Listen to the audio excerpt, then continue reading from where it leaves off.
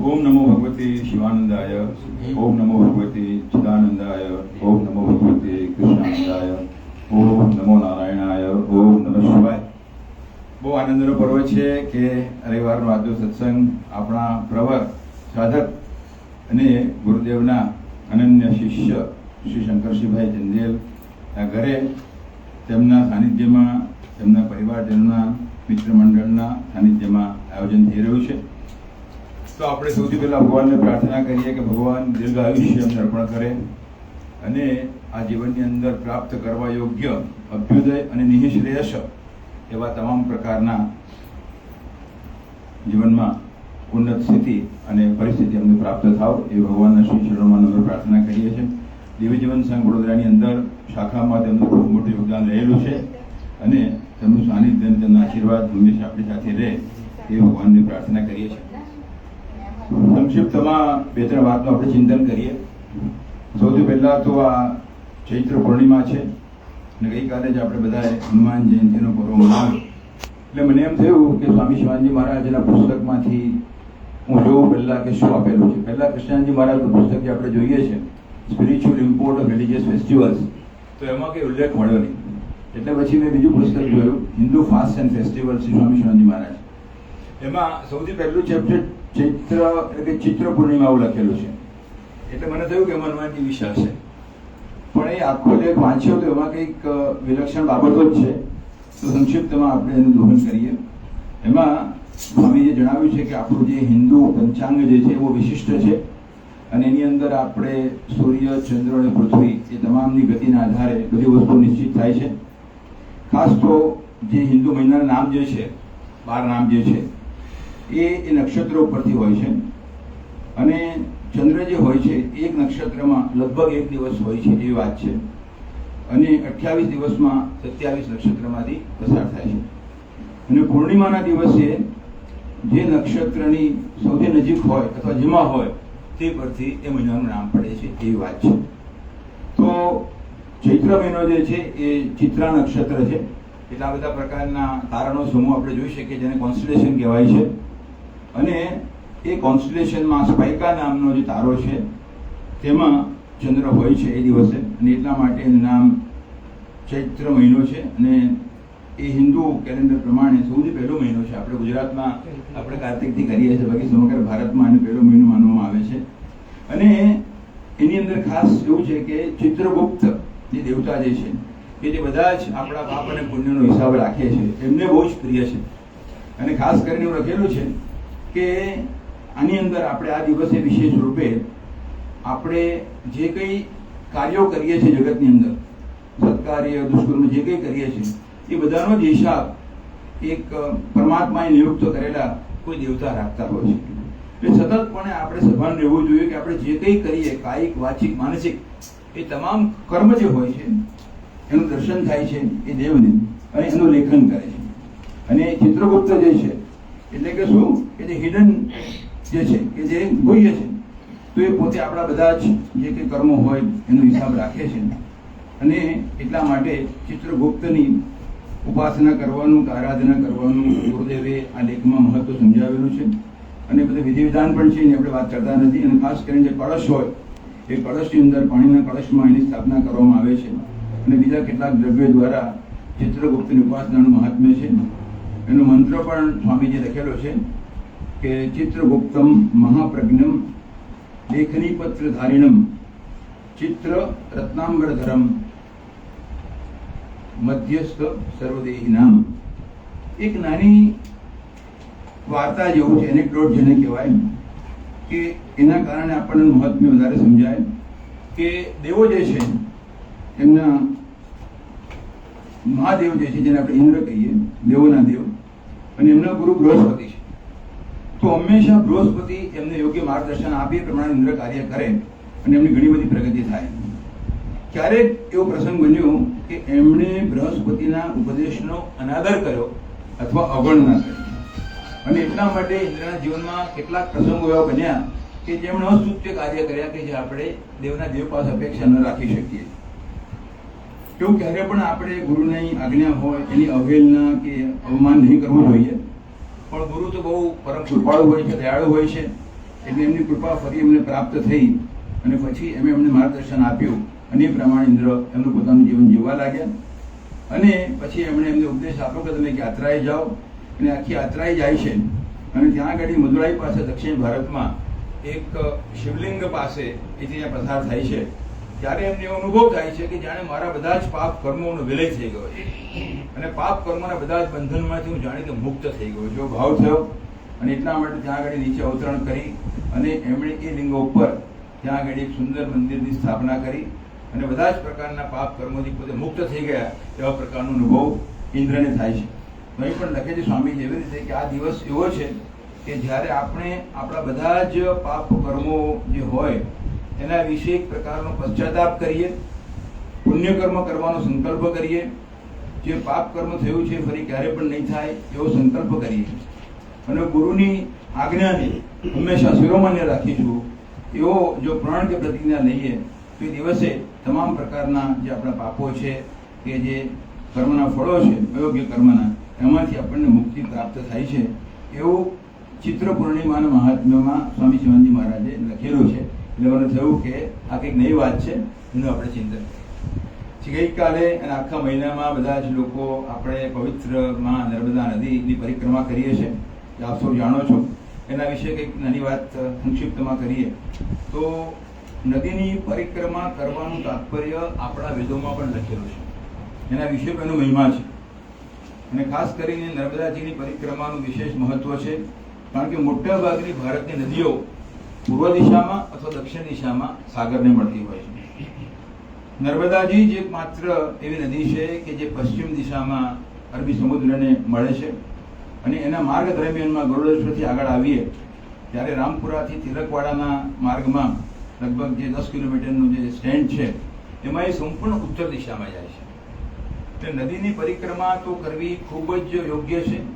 એટલે કે ક્લોકવાઇઝ નદી આપણે જમણા હાથે હોય તેવી રીતે દક્ષિણા કરીએ એ આપણે માટે ઉન્નતકારી તો છે જ, પણ સાથે સાથે ઉત્તર દિશામાં જ્યારે આપણે જઈએ ત્યારે માત્ર એક ભૌગોલિક યાત્રા કરીએ છીએ કે એનું સર્કમ્બલેશન કરીએ છીએ એવું નથી, પરંતુ સાથે સાથે અધ્યાત્મ શિખર તરફ આપણા જીવનના અધ્યાત્મ લક્ષ્યાંક તરફ આપણે આગળ વધી રહ્યા છે અને પરિપૂર્તિ થાય છે એવો એક દ્રઢ અનુભવ તમામ સાધકોનો છે. એટલે એક સરસ મજાની યાત્રા નદીની પવિત્રતાની સાથે સાથે આપણે આપણા આધ્યાત્મિક જીવનમાં ઉન્નતિનું પણ આ ઉત્તર વાહિની નર્મદાની પરિક્રમા એ દ્યોતક છે. તો એક સરસ મજાની વાત. અને પછી આપણે બધાએ ગઈકાલે હનુમાન જયંતિનો પર્વ મનાવ્યો. ઘણા બધા લોકો એવું કહે છે કે હનુમાનજી ચિરંજીવી છે, બધા વોટ્સએપમાં બધા મેસેજ આવે એટલે એમ કે આપણે એમનો જન્મ થયો નહીં કહેવું જોઈએ, એમનો જન્મોત્સવ થયો એવું કહેવું જોઈએ.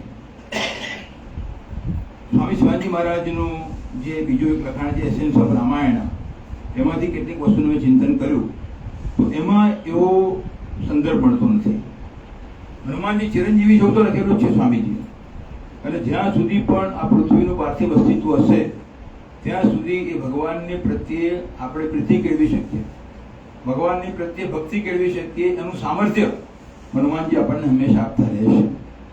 એટલે ચિરંજીવી તો છે જ, પણ એક એમની વિશેષ ભૂમિકા છે. એટલે કે એમનો જન્મ થયો નથી એવું એ સ્વામીજી એમના લખાણમાં લખ્યું નથી એસેન્સ ઓફ રામાયણની અંદર. અને ચૈત્ર મહિનાની અંદર 8મી તિથિએ પ્રાતઃકાળ બ્રહ્મ મુહૂર્તમાં સવારે 4 વાગે એમનો જન્મ નિર્દેશ કરેલો છે. પવનસુત હનુમાન કે પવનદેવ અને આંજનેય માતા એમના એ પોતે સંતાન છે અને બાળપણથી જે વિશિષ્ટ શક્તિઓ ધરાવે છે. એમનું શરીર એટલું બધું લોખંડી છે કે એને વજ્રાંગ એવું કહે છે. એમને મહાવીર તરીકે પણ આપણે ઓળખીએ છીએ. અને એ પોતે માત્ર શક્તિના નહીં પણ જ્ઞાનના પરમ સ્ત્રોત છે. જે હનુમાન જ્ઞાન ગુણ સાગર. આપણે એમને ખાલી એક બળના જ સિમ્બોલિક તરીકે પર્સોનિફિકેશન તરીકે જોઈએ છે, પરંતુ તમામ પ્રકારના જ્ઞાનથી પણ એ પરિપૂર્ણ છે. લગભગ 9 પ્રકારનું વ્યાકરણ એવું લખેલું છે. તમામ પ્રકારના વેદોનું અધ્યયન પણ સૂર્ય પાસેથી કરેલું છે અને તમામ પ્રકારનું જ્ઞાન, તમામ પ્રકારની શક્તિ, તમામ પ્રકારની હિંમત એમની અંદર સમાયેલી છે. અને ઘણા બધા પરાક્રમ એમના જીવનના છે કે જ્યારે નાના હતા ત્યારે પણ જાણે કે સૂર્યને ગળી ગયા. હવે સૂર્ય એટલે કેટલા બધા 1000 ડિગ્રી ટેમ્પરેચર હોય અને આપણે તો અત્યારે આટલા બધા દૂર રહીને પણ આપણે 45 ડિગ્રી ટેમ્પરેચર સહન નથી કરી શકતા, તો એ પોતે ને બધા દેવતા એમની વિનંતી કરીને પછી સૂર્યને મુક્ત કર્યા. એ બધી અદ્ભુત પરાક્રમની વાતો છે કે જેમના ચિંતન માત્રથી આપણા જીવનમાં બહુ જ પ્રેરણા મળે છે. અને હરહુ ક્લેશ વિકાર જે આપણે બોલીએ છીએ એની અંદર કે જેટલા પણ આપણા જીવનની અંદર ક્લેશ છે અને વિકાર જે છે એનાથી મુક્ત થાય છે. ક્લેશ વિકાર જે આપણે કહીએ છીએ એટલે કે યોગ શાસ્ત્રની અંદર 5 ક્લેશ કહેલા છે કે અવિદ્યા છે, અસ્મિતા છે, રાગદ્વેષ છે અને અભિનિવેશ છે. અને 5 અને 6 વિકારો છે, કામ, ક્રોધ, લોભ, મદ, મત્સર, મોહ. આ તમામ માંથી આપણને મુક્તિ પ્રાપ્ત થાય છે. એવું અદભુત એમના જીવનનું ચરિત્ર છે. અને પોતે આટલું બધું શક્તિ ધરાવતા હતા છતાં પણ એમને એક અભિશાપ હતો. કંઈક એમનાથી ભૂલ થઈ હશે, કોઈ ઋષિનો અભિશાપ હતો કે તમારું જે કંઈ જ્ઞાન જે છે અને તમારી જે આટલી પ્રબળ શક્તિ છે એનું તમને વિસ્મરણ થઈ જશે. અને જ્યારે ભગવાન રામ તમારા જીવનમાં પ્રગટ થશે, તમે એમનું શિષ્યત્વ, દાસત્વ સ્વીકાર કરશો. દાસ ભક્તિ, જે નવધા ભક્તિ હમણાં વાત કરી એના પ્રકારમાં સૌથી ઉત્તમ એક્ઝામ્પલ દાસ ભક્તિનું હોય, દાસ્ય ભક્તિનું હોય તો હનુમાનજી મહારાજનું છે. અને કિષ્કિંધા નગરની અંદર એ સુગ્રીવના મંત્રી તરીકે એ તેમને મળે છે અને ત્યારથી એ તમામ પ્રકારની શક્તિ ફરી એમને પાછી પ્રાપ્ત થાય છે. અને he lived for Rama, he lived in Rama, એવું સ્વામીજી લખે છે. ચિદાનંદજી મહારાજ પણ લખે છે બીજા એક પ્રસંગમાં કે I live in light, light lives in me, I am light. તો જેવી રીતે તત્વમસી મહાવાક્ય છે, એવી વાત છે કે પોતે સમગ્ર એમનું અસ્તિત્વ જે છે એ રામચંદ્રજીને સમર્પિત છે, એમની સેવામાં, એમની ભક્તિમાં. અને સંપૂર્ણતઃ એ રામચંદ્રજીને વરેલા છે. એ રુદ્ર ભગવાનના અવતાર છે, એટલી કાબલ્ય, એટલી શક્તિ છે. અને તમામ જીવન એમણે ભગવાન રામને સમર્પિત કર્યું. અને એટલા માટે ઘણી બધી વાત આપણે જાણીએ છીએ અને હંમેશા આપણે સુંદરકાંડનો પાઠ પણ કરીએ છીએ કે લંકામાં જાય છે, રાવણને મળે છે અને ઘણી બધી એને ચેતવણી આપે છે અને ઘણા બધા રાક્ષસોનો ત્યાં આગળ સંહાર કરે છે. અને ત્યારે રાવણ એને કહે છે કે ભાઈ હમણાં મૃત્યુદંડ આપીશ. ત્યારે ફરી એ જવાબમાં કહે છે કે ભગવાન રામ આવશે, આ સમગ્ર લંકાનો વિનાશ થશે. અને ફરી પાછા રાવણ ગુસ્સે થાય છે, એટલે શિરોચ્છેદ કરવાની વાત કરે છે. એટલે વિભીષણ એને કહે છે કે આ એક ભગવાનના દૂત છે, આપણા જે કંઈ બીજા જે છે એના દૂત છે, એને ક્યારે પણ ના કરી શકાય. એટલે એની સૌથી પ્રિય જે છે એની પૂછ, એને એમ કે આપણે સળગાઈ અને એમને આપણે નિષેધ કરીએ તો એમને સારું થશે. પછી આખી બધી પ્રગટાવે છે. એને હનુમાનજીની કેવી શક્તિ હતી કે ગમે તેનું વિરાટ સ્વરૂપ ધારણ કરી શકે, ગમે તેનું સૂક્ષ્મ રૂપ પણ ધારણ કરી શકે. અને એ પ્રમાણે સમગ્ર લંકાની અંદર જલન કરી એક પ્રકારનો એમને સંકેત આપ્યો.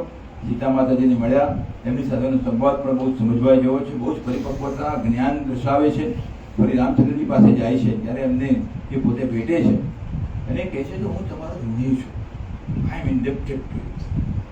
ભગવાન સમગ્ર જીવોનું કલ્યાણ કરે છે અને આપણે હંમેશા પરમાત્માના ઋણી છીએ કે ઋણ ક્યારે ન ચૂકવી શકીએ. માતા પિતાનું ઋણ પણ ના ચૂકવી શકીએ, ભગવાનનું ઋણ પણ ના ચૂકવી શકીએ. એ તો ભગવાન પોતાના ભક્તને કહે છે કે હું તારું ઋણ ચૂકવી શકું એમ નથી.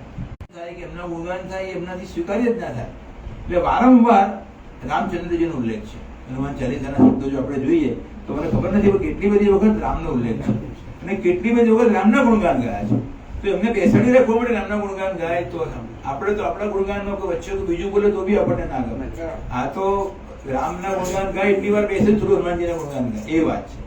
તો જે ભક્ત કદી પણ પોતાના ભગવાનથી વિભક્ત નથી, કે જેમણે પોતાના જીવનમાં પરમાત્માની સાથે ન કેવળ સામીપ્ય, ન કેવળ સાયુજ્ય, પરંતુ સર્વદા ઐક્ય પ્રાપ્ત કર્યું છે, એવા મહાન દેવતા એમનું આપણે પૂજન કરીએ, એમની આરાધના કરીએ. અને આજે આપણે પ્રાર્થના કરીએ કે આપણને બધાને આપણા વ્યવહારિક જીવનમાં આવશ્યક બળ, બુદ્ધિ અને શક્તિ પ્રાપ્ત થાય, સાથી સમજણ પ્રાપ્ત થાય. એ બધી જ શક્તિનો, બધા જ સાધનોનો આપણે યથાર્થ ઉપયોગ કરીએ અને માત્ર લૌકિક કે પારલૌકિક સુખોમાં નહીં પણ જીવનના પારમાર્થિક લક્ષ્યાંકને માટે આપણે એને કાર્યાન્વિત કરીએ, આપણું માનવ જીવન સાર્થક કરીએ અને જીવનનું પરમ લક્ષ્યને પ્રાપ્ત કરીએ. એ માટે હનુમાનજી મહારાજ અને સ્વામી શિવાનંદ મહારાજના ગુરુદેવના આશીર્વાદ આપણને પ્રાપ્ત થાય એવી વિનીત હૃદયથી હાર્દિક પ્રાર્થના.